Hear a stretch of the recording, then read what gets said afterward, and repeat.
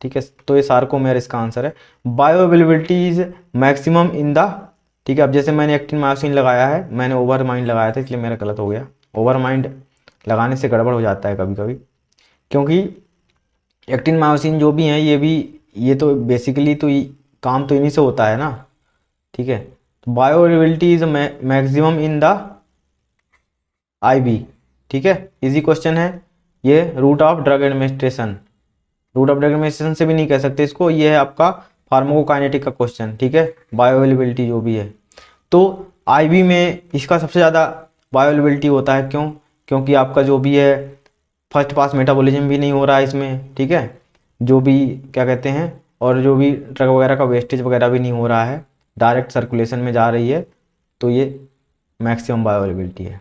Noxious and unintended effect of drug occurring in the normal doses are known as, तो noxious and unintended effect, unintended जो हमने intend नहीं किया है उसको क्या बोलते हैं? एडवर्स। ठीक है, थेरापोटिक इफेक्ट तो जो हमको चाहिए भाई, चाहिए ना। ठीक है, टॉक्सिक मतलब जो भी ये हानिकारक हो गई हमारे लिए। ठीक है, दवाई का दुरुपयोग, नशा करना, ये अलग चीज हो गई। ठीक है, तो एडवर्स मतलब जो भी है, जो हमने चाहा था वैसा नहीं हुआ, कुछ और ही हो गया, अनइंटेंडेड।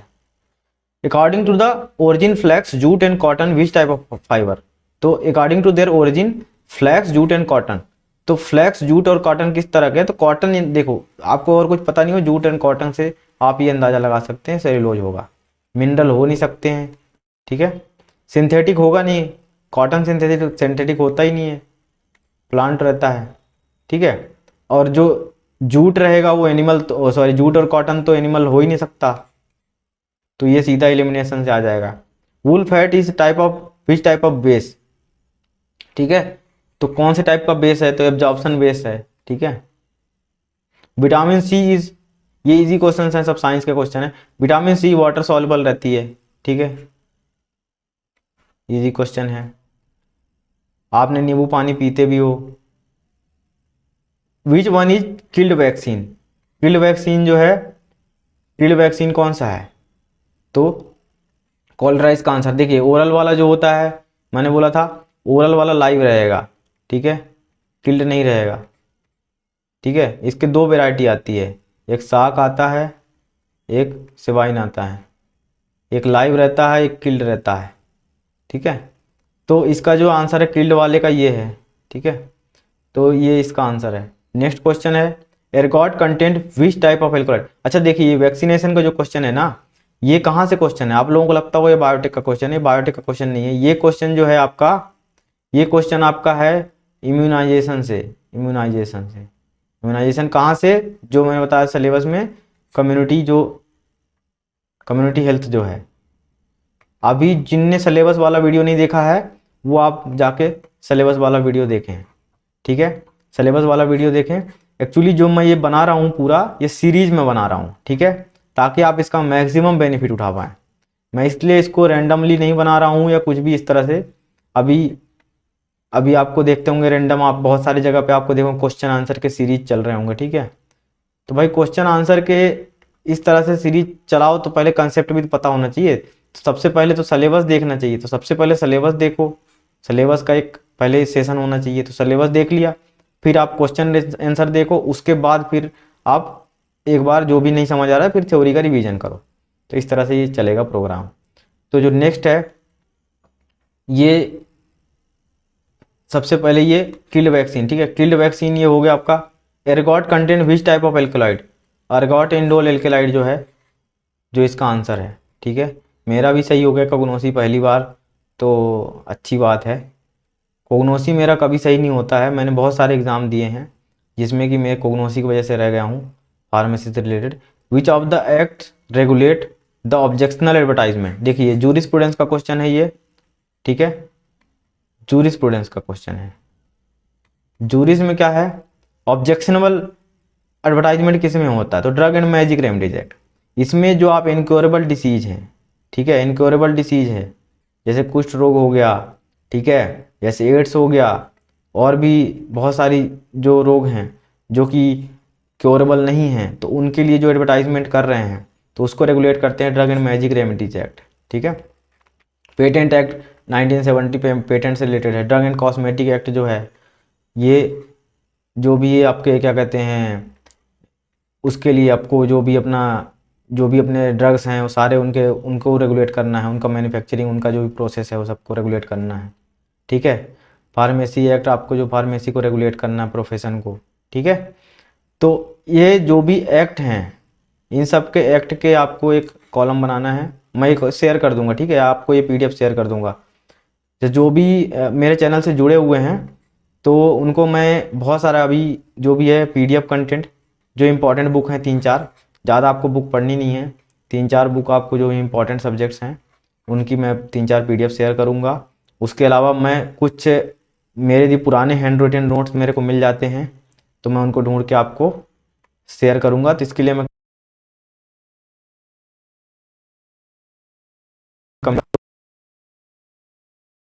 शेयर कर दूंगा, तो वहाँ से आप डाउनलोड कर लीजिएगा। तो उसके लिए मैं भी ये सब चीज़ें अरेंज कर रहा हूँ। नेक्स्ट क्वेश्चन है what is the biological source of wool. ठीक है, तो वूल का बायोलॉजिकल सोर्स क्या है। देखिए ये अतरंगी क्वेश्चन है, बायोलॉजिकल सोर्स से 3-4 क्वेश्चन हो गए, तो बायोलॉजिकल सोर्स का आपको पता होना चाहिए। देखिए ये ओविस एरीज फैमिली बोविडी। ठीक है, ये आपका ये उसका रहता है, ये वो क्या कहते हैं रेशम का कीड़ा का रहता है ये। ठीक है, ये रेशम के कीड़े का है, तो ये गलत हो गया। ठीक है, कैनाबिस सटाइवा ये भी नहीं है। ठीक है, कैनाबिस ये भी कुछ अलग प्लांट है ये। ठीक है, ये नेक्स्ट क्वेश्चन है विच ऑफ द फॉलोइंग, कौन सा है जो प्रो ड्रग है। ठीक है, प्रो ड्रग कौन सा है, इसमें सिमोस्टेटिन प्रो ड्रग है। प्रो ड्रग का एक शॉर्टकट है। ठीक है, प्रो ड्रग का शॉर्टकट है एक, उसको मैं जब अभी कोलोजी का सेशन लूँगा फार्माकोकाइनेटिक में, तो जो भी प्रो ड्रग के हैं अपन उसको शॉर्टकट से निमोनिक बना के याद कर लेंगे। ठीक है, अभी मुझे वो निमोनिक याद नहीं आ रहा है, नहीं तो मैं उसको अब बताता आपको। ठीक है, तो इसका एक निमोनिक है in heavy metal limit test the standard is prepared by using solutions of. तो हैवी मेटल के लिमिट टेस्ट में जो भी क्या कहते हैं स्टैंडर्ड कैसे बनता है, तो लेड नाइट्रेट का स्टैंडर्ड बनता है हैवी मेटल के लिमिट टेस्ट में। ठीक है, ये लिमिट टेस्ट का क्वेश्चन था। लिमिट टेस्ट में आपको ये 2-3 लिमिट टेस्ट पता होना चाहिए, क्लोराइड आर्सेनिक वगैरह के। ठीक है, क्लोराइड आर्सेनिक, इसमें पूरा मत पढ़ने लग जाना, बस इसका जो भी इक्वेशन है वो पढ़ लेना बस कि कैसे क्या होता है। और जो भी अपने सोल्यूशंस रहते हैं जैसे NaCl के सोल्यूशन हो गए, ठीक है, डेक्सट्रोज के सोल्यूशंस हो गए, तो जितने भी इस तरह के सोल्यूशंस बनते हैं, ठीक है, H2SO4 के सोल्यूशंस बनते हैं जो भी टेस्टिंग वगैरह के लिए, HCl के जो सोल्यूशन बनते हैं तो उसमें कितने % कितना घोलते हैं, तो वो याद कर लेना ताकि वहाँ बैठ के कैलकुलेशन ना करना पड़े मोलरिटी और इस मोलरिटी की। ठीक है, तो इसको याद ही करके जाना। ठीक है, HCl का मॉलिक्यूल वेट कितना होता है, शायद 35 के आसपास होता है। ठीक है, H2SO4 कितना 98 के आसपास। तो इस तरह से मतलब जो भी है ये याद रहे तो ज़्यादा अच्छा है। ठीक है, drug that are obtained if prescribed is known as. ठीक है, तो ये प्रिस्क्रिप्शन ड्रग सिंपल सा है। ठीक है, ओवर द काउंटर ड्रग अलग हो गए। प्लेसिबो ऐसे ड्रग होते हैं जो कि मतलब आप उसको एज ए कंट्रोल देते हैं और उसका जनरली इफेक्ट कुछ रहता नहीं है, लेकिन मतलब उसको ऐसे ही एक कंट्रोल की तरह देते हैं। ठीक है, फिजिशियन सैंपल अलग रहते हैं। Which is not A synthetic local anaesthetic, तो इसमें से सिंथेटिक लोकल एनास्थेटिक कौन सा नहीं है, सिंपल है कोकेन। कोकेन एनास्थेटिक थोड़ी ना है, बेंजोकेन ये जो भी लिग्नोकेन बेंजोकेन ये सब एनास्थेटिक हैं। तो इजी क्वेश्चन है, देखिए क्वेश्चन टफ नहीं है, व्यापम के हो जाएंगे, आप थोड़ा सा इसमें मेहनत करें। The presence of clove stocks and fruit in the clove is an example of which type of drug adulteration. Adulteration के क्वेश्चन मैं अभी जब सिलेबस डिस्कस कर रहा था तो बोला था कि एडल्ट्रेशन के क्वेश्चन आएंगे। अडल्ट्रेशन जो भी इंपॉर्टेंट फार्माकोग्नोसी के जो ड्रग हैं, क्रूड ड्रग में अडल्ट्रेशन जो है वो आप याद कर लें लिस्ट बना के। ठीक है, लिस्ट बनाएं, थोड़ा सा कुछ जो मैं ऐसे पॉइंट बताता जाता हूँ, इसमें आप खुद मेहनत करें थोड़ा सा। क्या है कि मैं जितना भी थोड़ा बहुत कंटेंट हो सकेगा मैं देता रहूँगा। मेरे को क्या है थोड़ा सा बहुत सारे और भी काम रहते हैं, तो मैं कोग्नोसी वगैरह थोड़ा सा अवॉइड करता हूँ पढ़ना, तो आप थोड़ा सा ये देख लें कोग्नोसी का सेक्शन। तो प्रेजेंस ऑफ क्लोव स्टॉक किसमें है, एडमिक्सचर है। ठीक है, एडमिक्सचर है वो, डिटोरिएशन नहीं है। डिटोरिएशन क्यों नहीं है भाई, डिटोरिएट तो हो नहीं रहा, डिटोरिएट मतलब खराब होना। तो ये superficially similar to inferior drug, inferior भी नहीं है, इन्फीरियर की तरह थोड़ी ना बना रहे हैं हम उसको, तो वैसे ही को वैसे ही दिखाने की कोशिश कर रहे हैं। सोफिस्टिकेशन भी नहीं है, ठीक है। Agonist combined with the receptor to produce pharmacological action, ठीक है। एगोनिस्ट रिसेप्टर के साथ फार्माकोलॉजिकल एक्शन देता है, ठीक है। एंटागोनिस्ट रहता तो क्या देता, या तो न्यूट्रलाइजेशन देता, ठीक है, या तो उसको रिसेप्टर को ब्लॉक कर देता, रिसेप्टर को डिस्ट्रॉय करता। ये सिंपल क्वेश्चन था, जो ऊपर वाला जो क्वेश्चन था फार्माकोडायनेमिक्स का, simple basic question. The normal reproductive age of woman ranges from, तो 15 से 45 साल तक जो भी है वुमन की रिप्रोडक्टिव एज रहती है, ठीक है। अब इसमें जो भी ये देखो एलिमिनेशन बताता हूँ सिंपल, आपको नहीं पता हो कि भाई रिप्रोडक्टिव एज क्या होती है, तो आप सिंपल देख लो 10 ईयर्स जो हैं, 10 ईयर्स, 10 ईयर वाले को एलिमिनेट कर दो आप, ठीक है। 10 ईयर बहुत कम एज होती है, 10 ईयर को एलिमिनेट कर दो, 50 साल वगैरह को एलिमिनेट कर दो, तो ये आप आंसर से पहुंच सकते हैं, ठीक है। Which are the following is ethylene diamine derivative of anti, sorry ये क्या हो गया इसको, ethylene diamine derivative of anti histamine agent, ठीक है। तो ये क्वेश्चन है केमिस्ट्री का, ठीक है।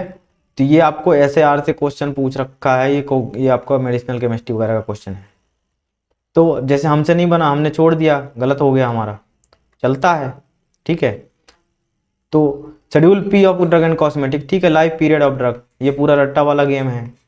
आप सारे शेड्यूल रट लीजिए, ठीक है, सारे शेड्यूल रट लीजिए, ठीक है। शेड्यूल में आपको बता, शेड्यूल का एक वीडियो बना दूंगा 5-7 मिनट का, ठीक है, सारे शेड्यूल कवर हो जाएंगे और शेड्यूल कभी भूलेंगे भी नहीं, ठीक है।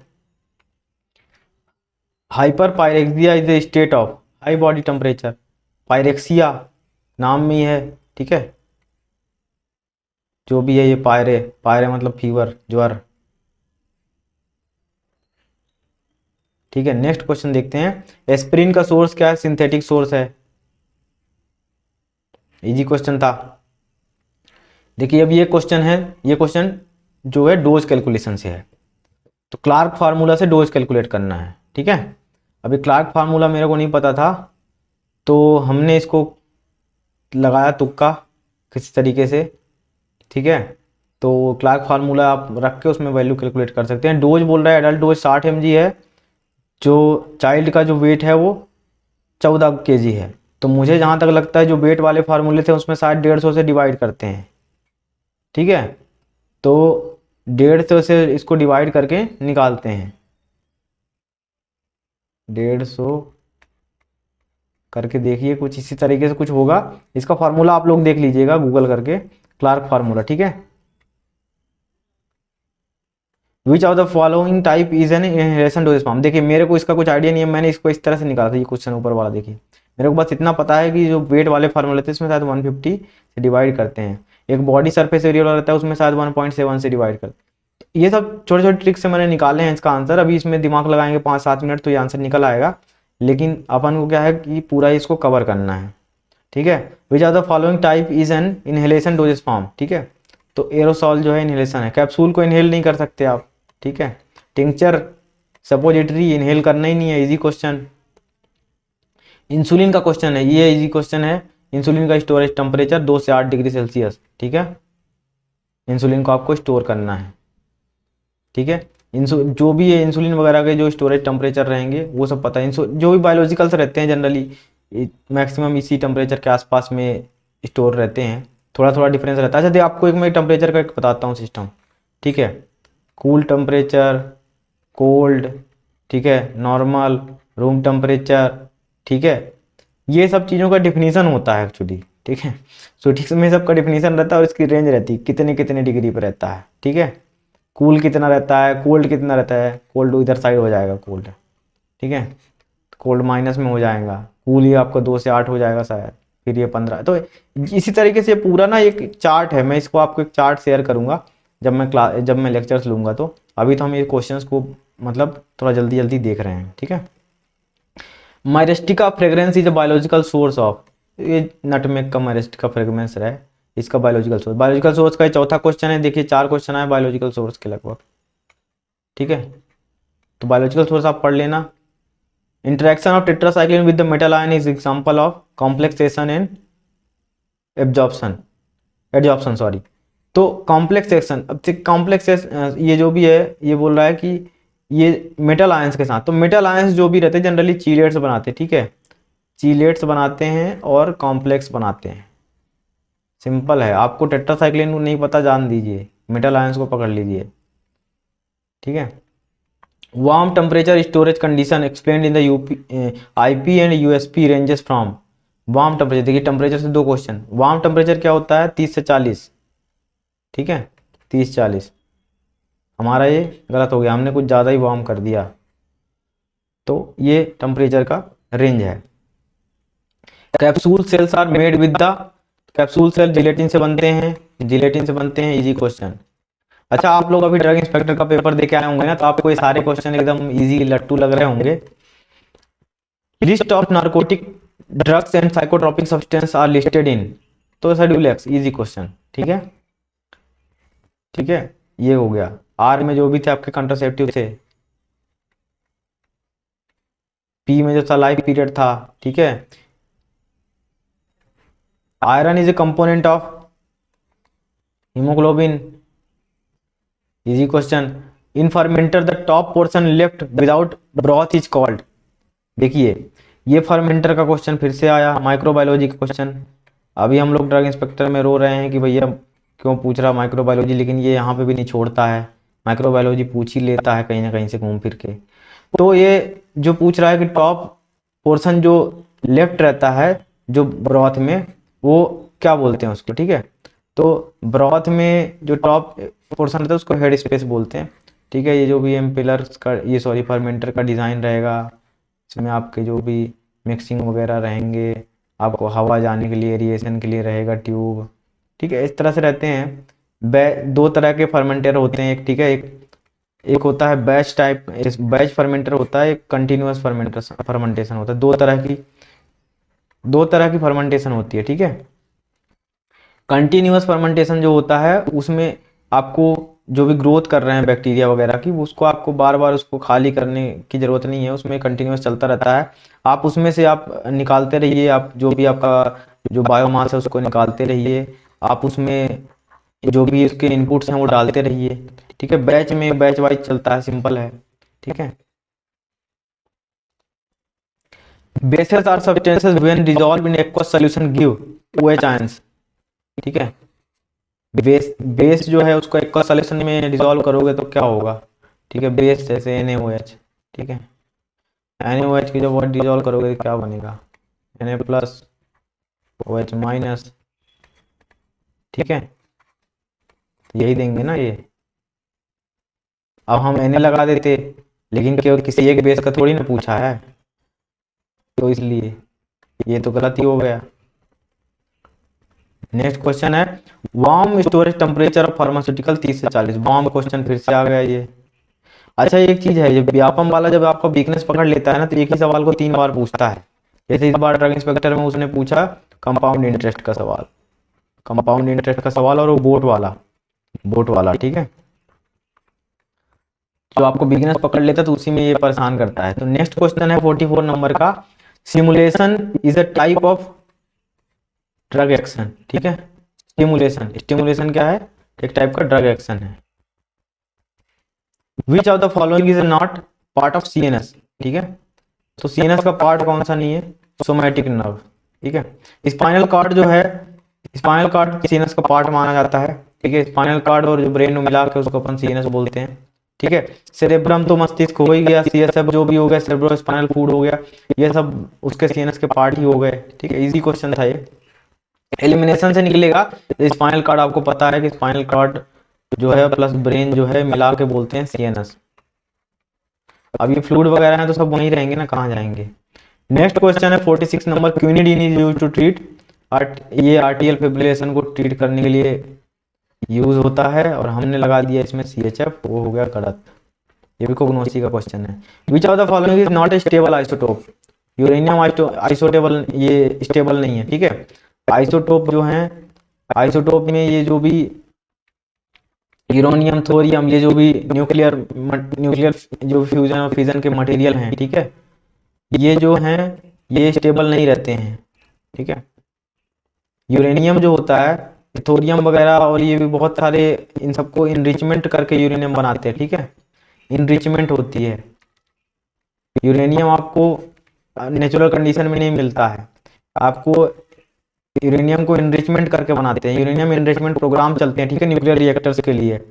तो इससे बहुत सारे एटॉमिक बॉम्ब्स हो गए, ठीक है, एटॉमिक एनर्जी हो गई, ये सब चीज़ों का प्रोडक्शन होता है। और जो भी इनका कंट्रोल्ड लेवल रहता है कि आप कितना तक लेवल तक आप उसको इनरिच कर सकते हैं, ठीक है, तो उसके लिए भी ये पूरा लिमिटेशंस रहती है, पूरा इंटरनेशनल पूरा रूल रेगुलेशन भी सेट हो रखे हैं इन सब के लिए, ठीक है।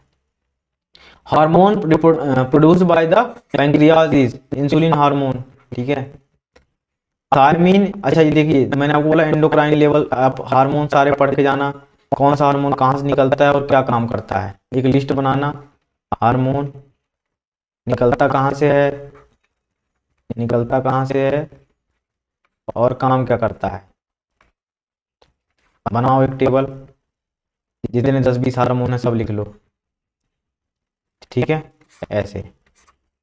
और इन सबको ना एग्जाम के 1 महीने पहले सब तैयार रख लो, जो नए बच्चे जुड़े हैं उनको भी मैं सब थोड़ा बेसिक बताते जा रहा हूँ, थोड़ा सा बेनिफिट होगा, ठीक है।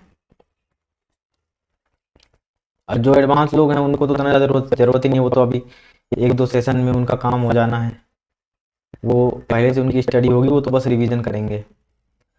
तो 49 नंबर का क्वेश्चन है, thiamine is known as vitamin, ठीक है, थायमीन विटामिन B1 होता है। और मैंने बोला था विटामिन को भी सारे को पढ़ लेना है, विटामिन जो भी हैं, विटामिन के क्वेश्चन छूटने नहीं चाहिए आपसे। विटामिन के क्या बोलते हैं, विटामिन ई क्या होता है, ठीक है, आइसोनियाजाइड एंटी ट्यूबरकुलर ड्रग है, ठीक है।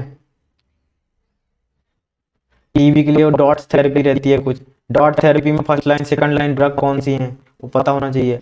द शेप ऑफ वाइब्रोक्लोरी, ये जो वाइब्रो ये कोलेरा होता है, इसका शेप कैसा होता है, ठीक, कॉमा शेप होता है, ठीक है, इसका मतलब ही कॉमा होता है, वाइब्रो का मतलब ही कॉमा होता है, ठीक है, लैटिन वर्ड है, ठीक है। ये क्लासिफिकेशन जो है ना लैटिन वर्ड से आए हैं, बैक्टीरिया क्लासिफिकेशन थोड़ा सा लैटिन समझ जाते तो अच्छा रहता। और मैं जब टीचिंग करता था तो मैंने स्टूडेंट्स को मतलब बताए थे इसके पूरे सिस्टम, सारे टाइप के जो भी बैक्टीरिया हैं इनके लैटिन नेम, तो लैटिन नेम से थोड़ा इजी रहता है, ठीक है। नेक्स्ट क्वेश्चन है ये 52 नंबर का, इसमें से कौन सा फोमाइट बॉन्ड नहीं है, ठीक है, फोमाइट बॉन्ड।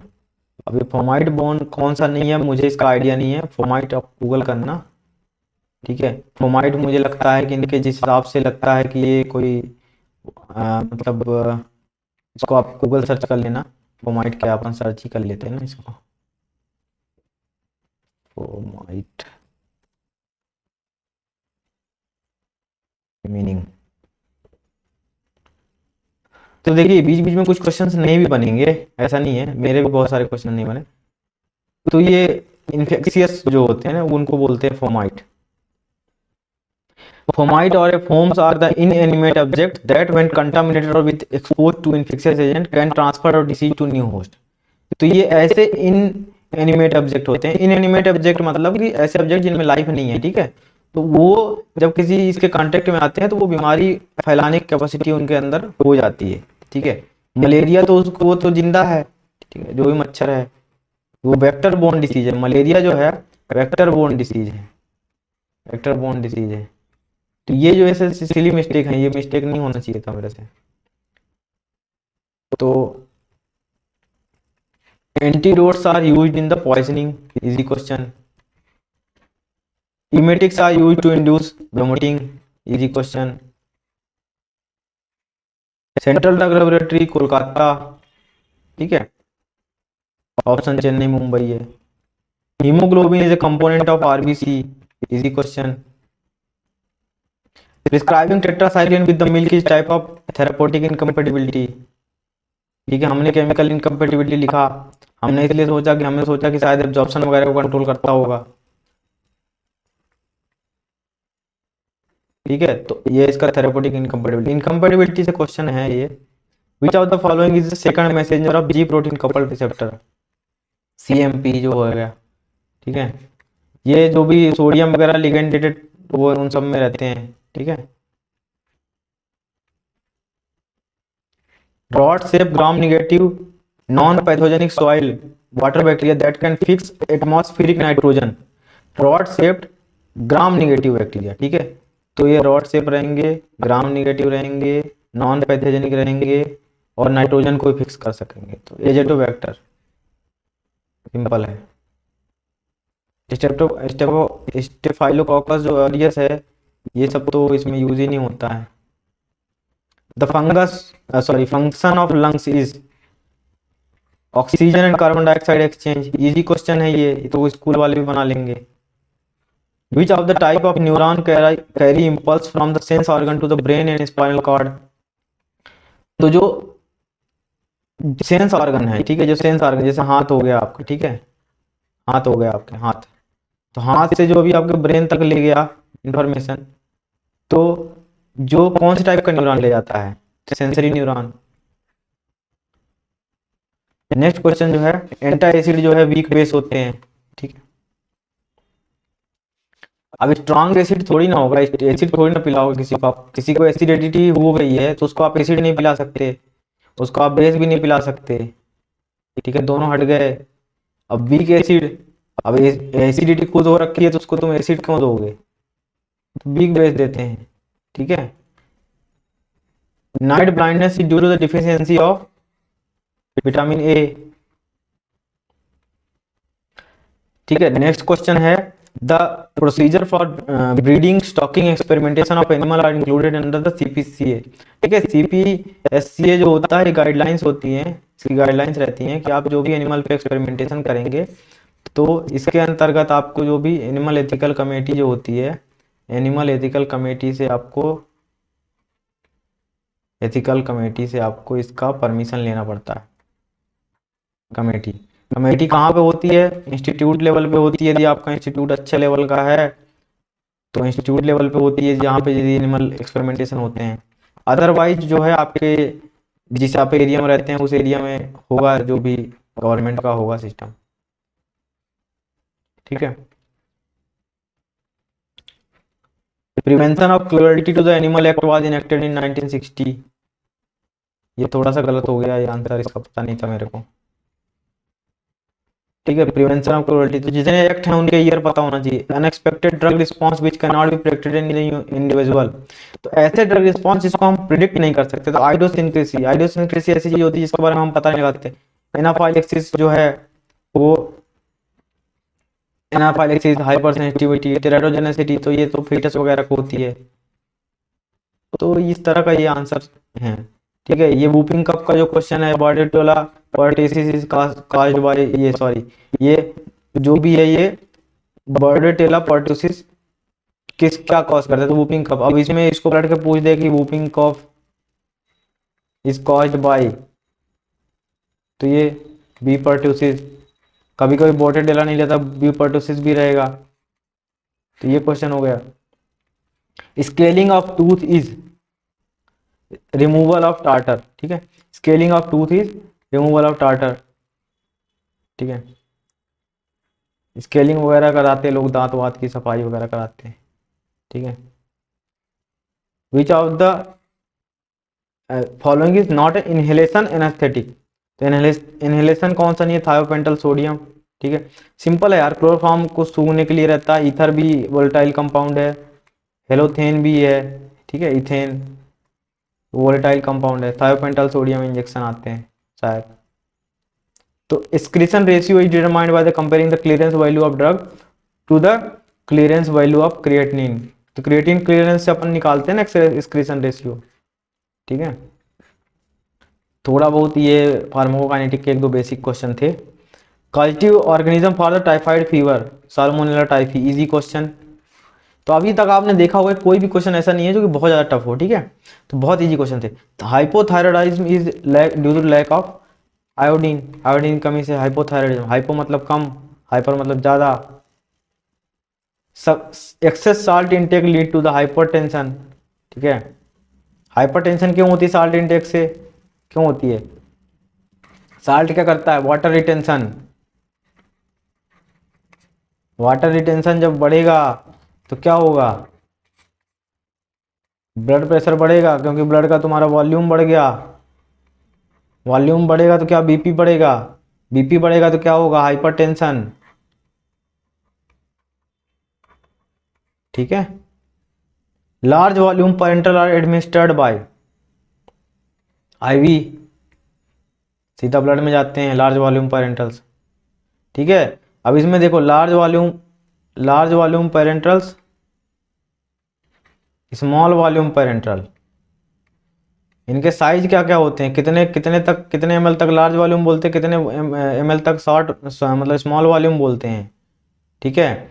इंजेक्शंस में कितने कितने साइज के इंजेक्शंस रहते हैं। ठीक है। कितने एमएल तक, मतलब किसकी क्या लिमिट रहती है, ये भी तो आपको पता होना चाहिए। According to anatomical term prox, ये जो भी है, mean closest to the point of origin और the trunk of the body, तो जो ओरिजिन से रहता है उसको प्रॉक्सिमल बोलते हैं, डिस्टल मतलब दूर। ठीक है। अब जैसे मैं बताता हूँ। ठीक है। एंटीरियर मतलब आगे, पोस्टीरियर मतलब पीछे। ठीक है। Anterior, posterior, proximal, distal. ठीक, सिंपल है। एंटे, एंटे पोस्ट, ये सब पूरे वो हैं, लैटिन टर्म है। ठीक है। तो ये 200 क्वेश्चन कवर हो गए हैं। Thank you for your patience. आपने काफ़ी लंबा सेशन अभी तक अभी ये देखा, ये बहुत बड़ा होगा, मे बी आधे घंटे से ऊपर हो गया होगा। तो आप चैनल के साथ जुड़े रहें, और आपको मैं और भी आगे कंटेंट लेके आता रहूँगा, थोड़ा डिटेल में भी आएंगे। जब मैं कंसेप्ट वाइज लेक्चर लेके आऊँगा तो थोड़ा डिटेल में अपन डिस्कस करेंगे। अभी तो ये पेपर वगैरह डिस्कस हो रहे हैं, तो इसमें यदि हम एक एक क्वेश्चन को बहुत डिटेल में समझेंगे, यदि मैथ क्वेश्चन सॉल्व करने लग जाऊँगा तब तो और ज़्यादा टाइम लगेगा। तो इसलिए आपका ज़्यादा टाइम नहीं लेते हुए मैं भी सेशन को क्लोज करता हूँ। Thank you so much for watching.